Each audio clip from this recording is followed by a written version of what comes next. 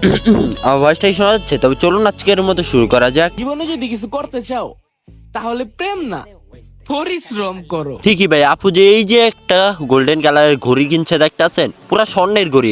এটা কিনতে যে আপুর কতটা কষ্ট করতে হয়েছে আপনাদের কেউ কি সে বলে বুঝাতে পারবে না। ঘড়িটা, এই ঘড়িটার জন্য আপু যে এই ঘড়িটার জন্য কতটা কষ্ট হচ্ছে ওইটা তো বইলা বোঝানো যাবে না। তাও কিছু উদাহরণ দেওয়ার চেষ্টা করি।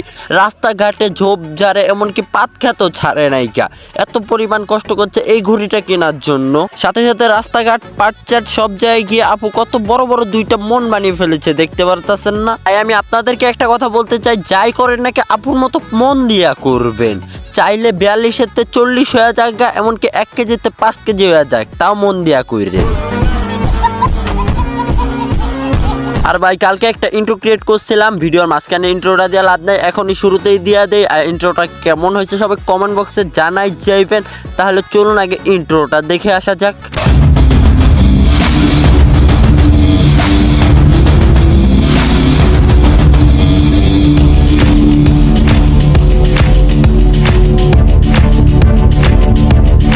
ভাই আগে ভিডিওটা দেখি তারপর কই, অনেক হাসি আইতাছে।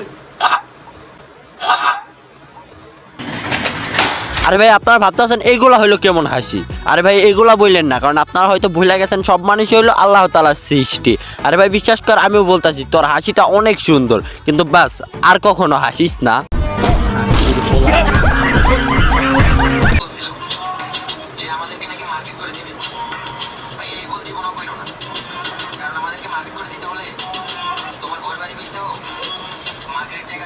আরে ভাই এখানে ভিডিওর ফ্যাক্টটা কি ওইটা আমি আগে তোমাদের শেয়ার করি, নাহলে তোমাদের ভিডিওর টপিকটা বুঝতে কষ্ট হয়ে যাইব।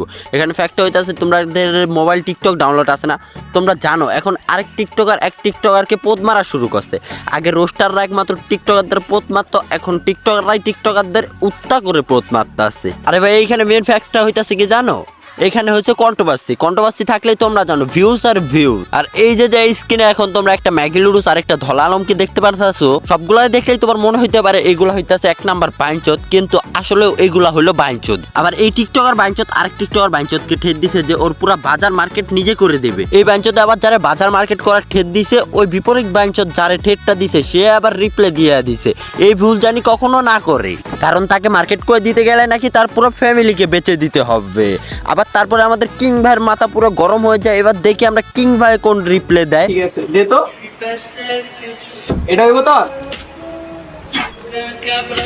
না না এটা হইব না, দে এডি হইবে, এডি লাগবে, এডি লাগবো না, দে তো, রেডি দে, রেডি ল আর লাগবো। আরে ভাই গ্রামের চাস্তো ভাই যখন ব্যাংকের থেকে কিস্তিতে টাকা উঠায়, আরে ভাই এখানে কয় টাকা হইব?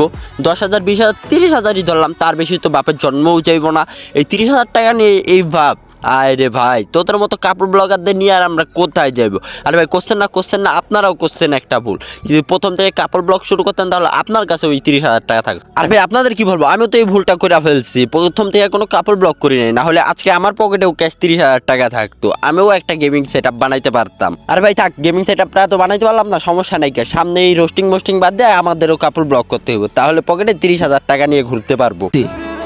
কথাটা মাথায় রেখো, যতই হোক দূরত্ব, আমি কিন্তু তোমার মায়াতেই আসক্ত। আরে আপু যেই জিনিস বানাইছো, তাহলে আপনার এইগুলা দেখে কিভাবে দূরে সরে যাব? যাই হোক 2 কেজি দিয়ে ছ্যামাই খাবো। প্রথমবার ঢোকাতে সবার কষ্ট হয়, দ্বিতীয় দিন থেকে আরামসে ঢুকে যায়। আমি কিন্তু নতুন জুতো পায়ে ঢোকানোর কথা বলছি। আরে ভাই দিদির উপরে একটা টিপ দিয়ে দাও। আর কি বলতাছে ওই লাইক বাটন না, পম্পমের কথাই বলছি, ঠিকই বুঝতেছেন। আর খারাপ উচ্চারণ করে লাভ নাই। আজকের মতো ভিডিওটা অনেক বড় বানায় ফেলাইছে, আজকের মতো আর বড় না বানিয়ে আজকের মতো এতটুকুই। পরবর্তী ভিডিওতে আবার দেখা হবে।